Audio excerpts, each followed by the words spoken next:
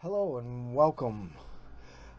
On September 2nd, 2023, Pete Homer, Natty Homer, and Zoe Homer, and your friend and mine, Jam Mandala, sat down with Tom Lopez, the genius writer, producer, and director behind the Fourth Tower of Inverness, Moon Over Morocco, Jack Flanders Adventures, and other radio plays that have inspired us since the early days of the peace and love movement.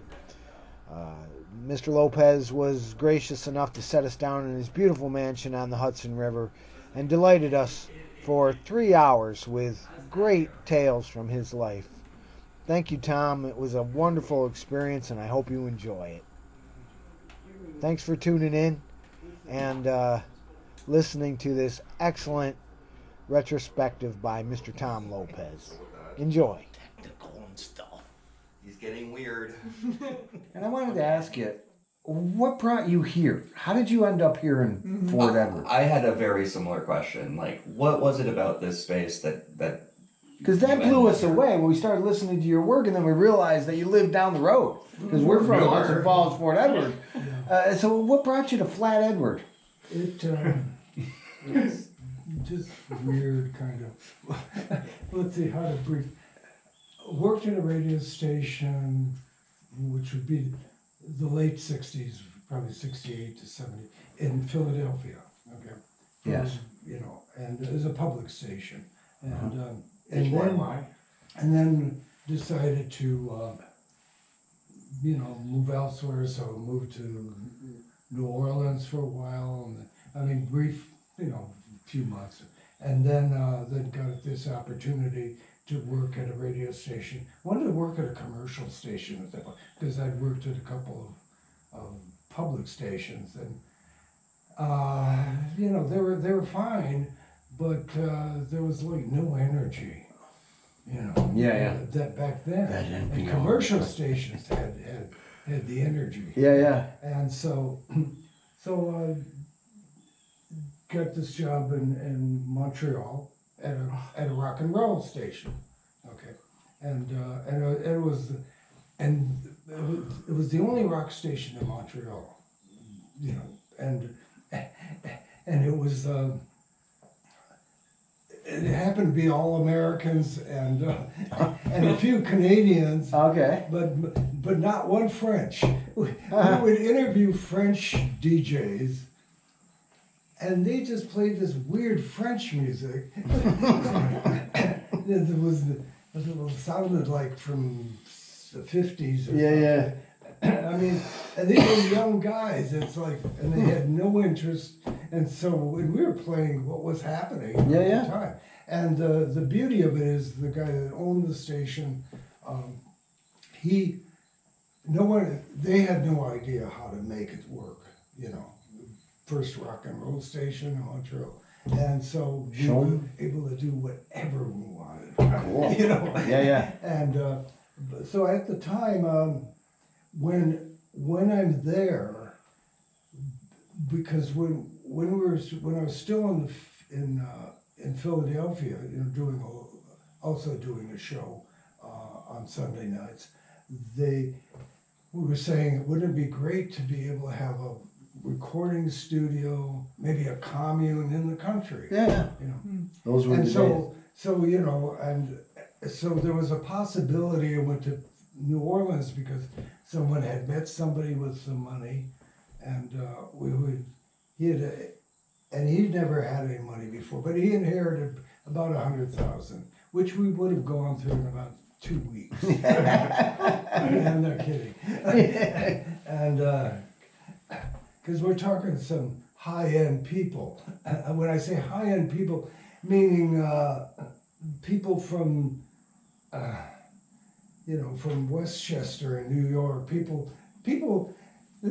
These are people that some of them they were upscale. Yeah. They expected everything. Old money. Yeah, exactly, old money. And so there's Max and Billy and Miles and who else?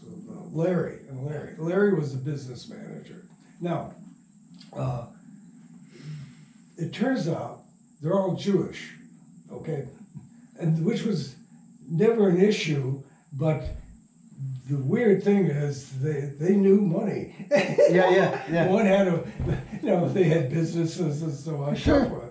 And Max still lives nearby. He's still a good friend, you know. And in fact, he's still the treasurer of ZBS. Oh yeah. Does ZBS stand for zero bullshit? Yes, it Yeah, I does. like That was Larry. No kidding. I didn't know was that. Larry. Oh, Yeah, that's when- excellent. You told me that the other day, and I was sort of blown away. I always thought, oh, ZBS, it sounds so official. It And then, does. and then you hear what it stands for, you're like, okay, that actually figures. Yeah. So, but they were such funny guys, and anyway. Meanwhile, so the guy that in New Orleans, in which I went there to meet, because they said you got to meet this guy, and you could see that it's not going to happen, and so I stayed there for a bit, and then came the possibility of moving up to Montreal, which I did. But the meanwhile, they met somebody else who had inheritance, Robert Durant. Now, which probably a couple of million, we suspect. Nobody ever asked him, nobody ever, how much, anything. There's their only guesses. But from his grandmother, I think it was, who passed on, and Rango wanted to do something worthwhile, not just have all these investments with these companies. And so he, so of course we had a worthwhile idea, and To start the commune and recording studio. yeah, and because a bunch of us, now at that point, Bobby Bilecki had brought Bobby up to engineer at the radio station in Montreal. So, and several other people, and brought Pat Anderson, who did Little Frida and so on, and brought her from, I knew her back in Berkeley. And Patty was somebody who was an artist without an art form, meaning she really didn't know really what to do, but you could tell that she's an artist, just doesn't know what her art form is. Yeah. And so I said, you want to do radio?